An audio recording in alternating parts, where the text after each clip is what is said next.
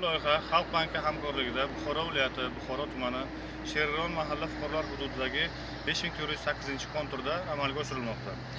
Bu yerda makkajo'xori ekilgan bo'lib, umumiy maydoni 10 gektarni tashkil qiladi. Uzunligi 200, bo'yiga 500 metrni tashkil qiladi.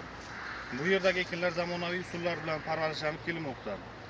Hozirda ekinlar unib chiqqan, yaxshi holatda turibdi. Ekinlarni yetishtirish 3 oy davom etadi. Yetishtirish jarayonida sug'oriladi, tabiiy va mineral o'g'itlar bilan oziqlantiriladi. Ushbu loyihaga 10 ta dehqon xo'jaliklari biriktirilgan bo'lib, har bir dehqon uchun o'rtacha 1 gektardan yer maydoni to'g'ri keladi.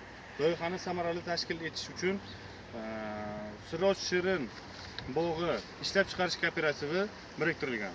Ushbu loyiha bo'yicha har bir gektardan 1 tonna, jami 11 tonna, ya'ni jami 110 tonna hosil olish rejalashtirilgan. Mazkur ekin yig'ishtirib olingandan so'ng ikkinchi ekinga ham yuqori daromadli ekin turini ekish orqali egalarining daromadlarini yanada oshirib boriladi.